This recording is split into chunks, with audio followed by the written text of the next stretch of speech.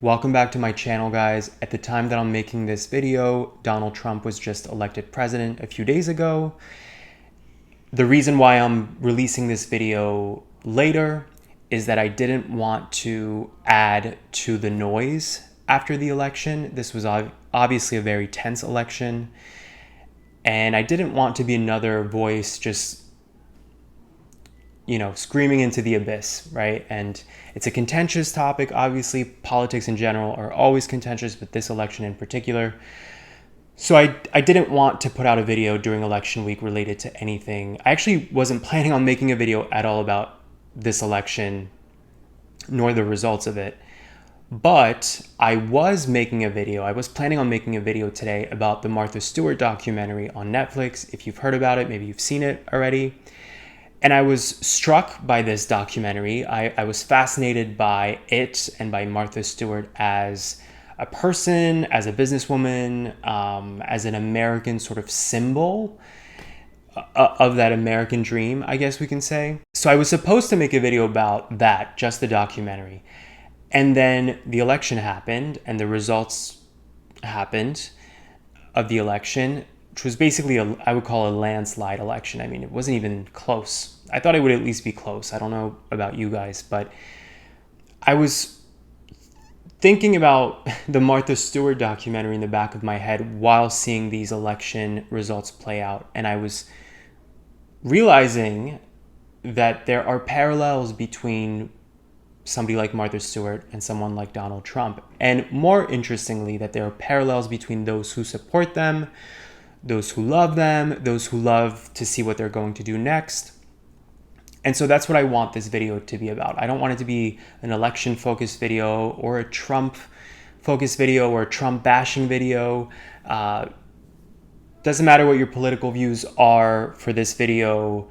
That's not what I want this to be about. I'd rather focus on this psychological aspect of these themes I've noticed between somebody like Martha Stewart and somebody like Trump. And it's not just them, it's a cultural phenomenon. So that's what I want to dive into with this video. To start off with Martha Stewart, just to give context on this documentary in case you haven't seen it or haven't heard about it.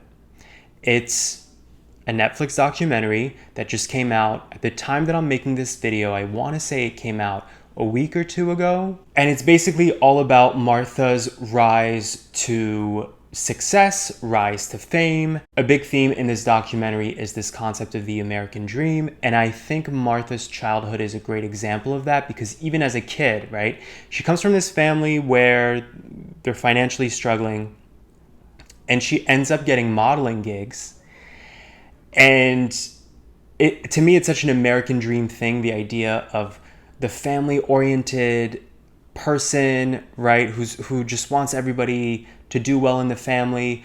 This idea of the kid helping the parents financially who are coming from a tough background.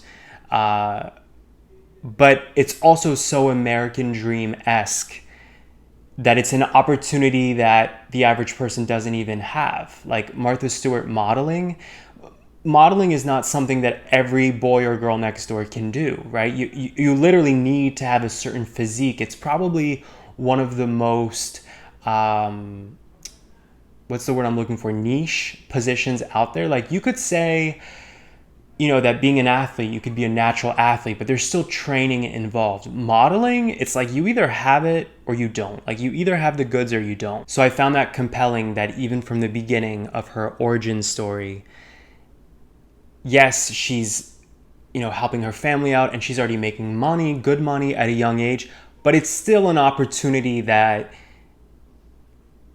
feels out of reach for a good portion of people, right? So anyway, the movie then chronicles her journey from that to working on Wall Street, which is pretty incredible that as a young woman, she was working in finance on Wall Street in New York City, which is so notoriously a man's world, finance, but especially at that time, to the point where they mention in the documentary that there weren't even bathrooms for women. There was no ladies' room where she was working.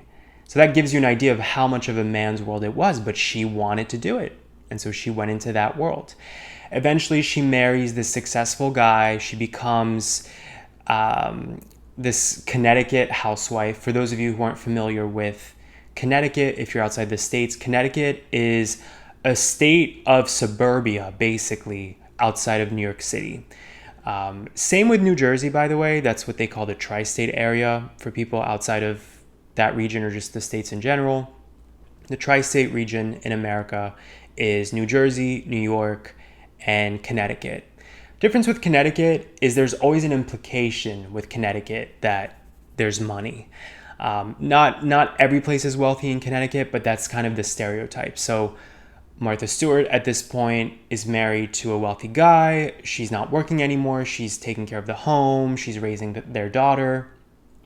And living in this beautiful home and living in a wealthy area, she ends up starting to host a lot of parties and welcome people constantly to the home. And that eventually becomes a business because people ask her for favors. They want her to cater their wedding. They want her to help with their party. And so she starts a catering company. And that, of course, eventually leads to the Martha Stewart empire, where she's on TV doing everything from, showing people recipes and cooking lessons to arts and crafts around the holidays, all sort of what I would call home culture, homemaking activities, homemaking culture, we'll say. Her company eventually becomes so successful that it becomes a publicly traded company. So in a funny spin of events, she's back on Wall Street because her company goes public, which means people can buy stakes into it. Hence her company going from a successful one to now an insanely successful one. She becomes the first self-made female billionaire in United States history. And she's now this sort of symbol of what American success looks like for a female in general, but a female entrepreneur, a female businesswoman, and also this sort of interesting phenomenon around the fact that her business revolved around such feminine traits, right? This idea of making and keeping a great home, but that she built that into such a big business that now she's, again, in a man's world, publicly listed company on Wall Street. It's pretty fascinating, that juxtaposition of her brand was built around a female audience, much like Oprah, actually, in a sense, right? Building a huge community and a huge audience and a huge fan base, mostly comprising of American women, the average American mom or housewife, we can say. But again, she's competing with the big bosses, who are mostly men, frankly, in this world. But all that glitters is not gold, because Martha Stewart is found guilty of insider trading, which basically means that she had information that she shouldn't have been privy to and used that information to make decisions based on buying and selling of stocks. Not of her own company, but other companies. That is an illegal act in the US. And she's found guilty. She goes to jail. And overnight, her huge empire that she built basically falls apart, because her business isn't just a business, it's a brand that revolves around her image as this public figure. So now that her public image is tarnished, so is her company. People are afraid to invest in a company that's publicly traded if the person at the head of the company is now suddenly going to jail, right? So she does her jail time, which wasn't anything crazy. I want to say it was like 3 months, maybe 6 months. She does her jail time, but it's the aftermath that's really drastic, which is that her company plummets, the stock value plummets, and she's eventually kicked out of her own company. Basically, she's forced to resign. There's a lot of fascinating themes around Martha Stewart's story that are, of course, discussed in the documentary. The concept of the American dream, reaching these heights and then having to fall all the way back down, basically a fall from glory. But also this idea of a woman accomplishing this feat, what does that represent? How much of a role does sexism play in her takedown? Before watching this documentary, I didn't know that much about Martha Stewart. I knew the general story. I knew that she had been very successful, that she had her brand, that all revolved around the home, keeping a home. And I also knew just from little clips and interviews here and there that she wasn't particularly likable as a person, like a coldness that she, even I would say a prickliness that she carries, which I think was ironically part of her success. That juxtaposition of, we associate anything with the home and keeping a home. There's a warmth to that, right? And gluing acorns together and teaching a recipe on TV, it incites a feeling of coziness, right? And warmth. And yet the person at the helm of it, Martha Stewart, her personality not being that warm was this funny sort of like opposite to the activity. And by the way, this is where people jump in and say, oh, well, that's sexist. People only say she's cold because she's a woman who doesn't have the super like vulnerable personality and evocative personality. I have worked for men in leadership positions who were just like Martha Stewart. Sometimes there's a harshness that is definitely palpable, but other times it's just this like directness in a almost like a monotone way that feels jolting. It's like you can't read the person, and you understand why people like that can become successful though, because nobody ever really knows what they're thinking unless they tell you. You can't really pick up on any vulnerability. So I do think that part of Martha Stewart's success was due to this bizarre juxtaposition that almost probably felt like a caricature. This person who's telling you all about keeping a gorgeous home, but you can't fully connect to her on a personal level. Then I watched the documentary and it totally solidified my view. For example, in talking about the court case where she was arrested and she was found guilty, she refuses to acknowledge any wrongdoing and claims she was just used as an example, which could be the case. That could be true. I'm not a legal expert. But then you realize it's a pattern with her. She talks about her ex-husband like he's this horrible person who was cheating left and right, and apparently he was.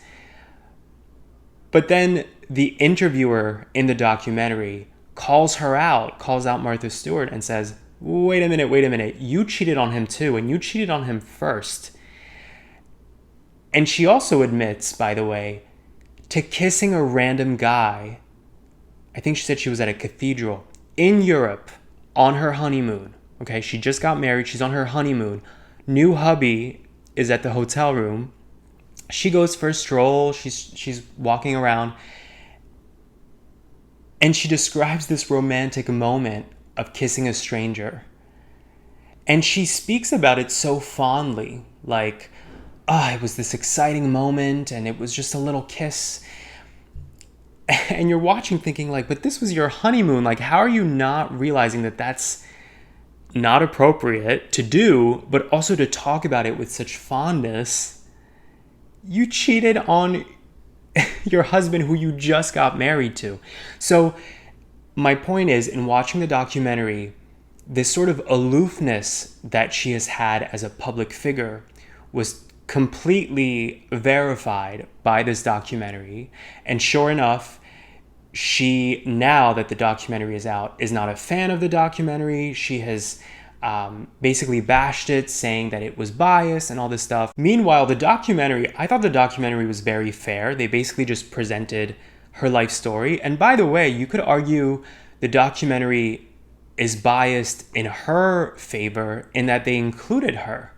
They interviewed her throughout the documentary. So in that sense, it's actually indeed a very partial documentary. But I would say it helps her case because they had her involved. She had her opportunity to speak. And she just made herself look, I would say, a little delusional. So I finished the documentary and I went on Reddit because I was so curious to see what other people thought. And I was fascinated to see that it split right down the middle and at two different extremes as well. There were people like me who said, did everybody else just see what I see? That this woman might be a textbook sociopath. I saw that word thrown around. A textbook narcissist. And then you have this other camp that's like, go Martha, she's so iconic, slay queen, like she knows what she wants, she says whatever she wants. And in that moment, I realized it was the same rhetoric that you see with Donald Trump. People throw out these words and these armchair diagnoses like narcissism, sociopath. And then you have this entire other audience that is riveted by everything that comes out of his mouth. And they see that as passion. And they see that as somebody who is transparent. And it reminded me, all of this reminds me of this therapist that I watch sometimes on YouTube. You might have heard of her. Her name is Dr. Ramani. And Dr. Ramani talks about a lot of things as a therapist. I don't know if she's actually a therapist or psychologist or both, but her main topic that she focuses on, well, I guess if she has doctor in her title, Dr. Ramani, then I assume she's a psychologist.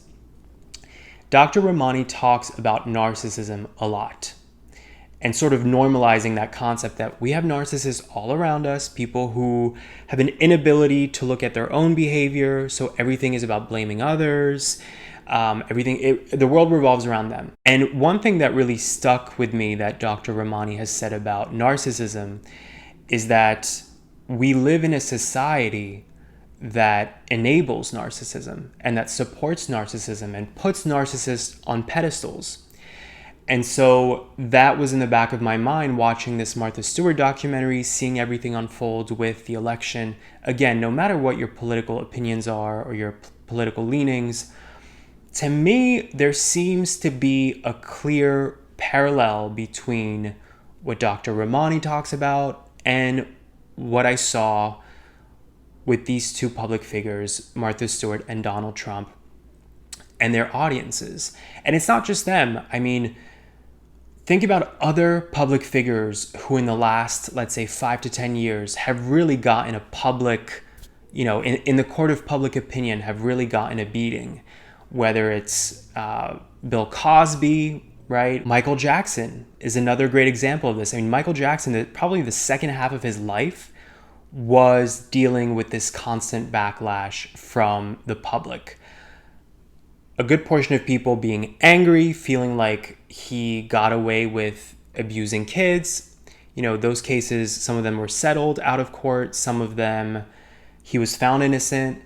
But by that point, once the cat is out of the bag, it's like you now have people who are forever going to hate you. And yet on this other side, he has these hardcore fans that will never, ever conceive of him being guilty of anything sinful, anything that could corrupt their image of his excellence as a musical icon. And so you see this pattern, right? You see this pattern throughout, Elvis, another example of somebody who, if you dig enough at his story, it's like, there's some stuff that's pretty concerning there. He was constantly pursuing very young girls. And when I say young, I'm not talking like they just turned 18, which would already be questionable. But no, we're talking 14, 15, and so on. There are some people who will ride or die for Elvis till the end of time because of what he accomplished in music. So my point is that it seems like Dr. Ramani is right, that as a society, we have this habit of being enamored by people who demonstrate narcissistic tendencies. And by that I mean self-absorbed behavior, delusional behavior, where they're presenting themselves as the best this, the best that, but don't necessarily have the goods to back it up. But they talk a big game. They're their own best salesmen, let's say. Sometimes these are very talented people, but being talented doesn't mean that you're above the law either. And so this concept has been kind of floating in my mind the last few days, thinking about why are we so charmed as a society by people who show narcissistic tendencies? Is it that we want to see somebody embody a level of confidence that many of us, most of us don't have? Because you do see a pattern where it's more than just confidence. It seems like they have no self-doubt of any kind. There's something about that is for sure attractive, because confidence is attractive. But I feel like the older I get, the more I'm able to kind of poke, at the surface, like scratch the surface, and you see that it's not necessarily what you thought it was. I mean, Martha Stewart for me was a great example of this. The irony of her whole brand is about keeping a home, and the sheets have to look a certain way, and making sure the meal is cooked a certain way, and the garden has to look a certain way. But if you scratch the surface, her home life was a disaster. Her husband at the time was cheating on her in kind of reckless ways. It's not like he just had one affair with somebody that he fell in love with. It was like he seemed to be looking for ways to mess with her head. But yet her whole brand was about the surface level, like presentation of home, no matter what's actually going on in the home. And in the movie, they also talk about how she admits she did not want to get divorced. So even though he broke the vows, the marriage was not working, they were not happy together, you can tell that she was very concerned about image. All the people who I just mentioned, all those celebrities, all very concerned with image, how they are presented to the public. And Dr. Ramani actually also talks about this on her YouTube channel, that narcissism really comes from profound insecurity. So the insecurities are so loud, so overwhelming, that it actually turns into this like warped reality of the opposite, a false sense of confidence. So the person thrives off of constant attention and validation, even if that attention is not always positive. You look at somebody like Michael Jackson, he would always say, all publicity is good publicity. He seemed to want to be a part of the conversation no matter what the coverage was. That's what they say. That's what they claim about Michael Jackson. I think Trump is probably a similar case where I don't actually know that the negative press bothers him, because it means that they're still talking about him. And I think that relevance, for some people, that power to stay relevant is more important than the actual meat of what is being said about them. So I think part of the attraction to this personality type is what feels like confidence. I think as a society, we are attracted to confidence because it implies power, or somebody who feels empowered, and that's attractive. And it can also feel like passion. It can feel like true leadership skills. But I also think part of it is that what people like Dr. Ramani call narcissistic charm, meaning there's this likability, but it's not actually genuine if you really dig at it. I think that often also presents as entertainment value. And I think people love to be entertained. And I think with Donald Trump, a lot of his supporters might not agree with everything that he says, and they realize that he says a lot of controversial things, but they see him almost as an entertainer. And that feels familiar. Maybe it reminds them of the uncle in the family who shows up to the family reunions, talking shit and critiquing, his sister's cooking skills at the family reunion. It reminds people of, their little cousin, their little nephew who says whatever he wants, and there's no consequences because he's just a kid, so it's harmless. With Martha Stewart, I saw on Reddit all these people saying she's iconic. I love that she says whatever the fuck she wants. And I'm like, are we looking at the same thing? Like, she's basically gloating in her infidelity towards her ex-husband, but she's very quick to throw him under the bus when it's about his infidelity. I get how that could be entertaining from a distance, that you're like, wow, is she delusional?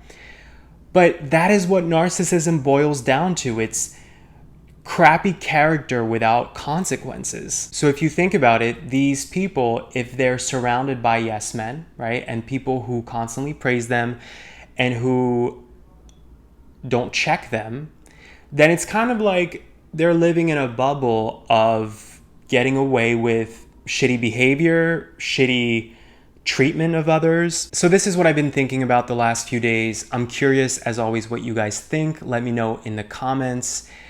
Have you seen the Martha Stewart documentary? What are your thoughts on her? How do you guys feel, by the way, with everything that's been happening with the election? Again, I don't even want it to be a political conversation in the comments. I think we're all kind of drained from every side, from every angle, no matter what your views are. But I am curious how you guys feel about where we are today. Catch you next time.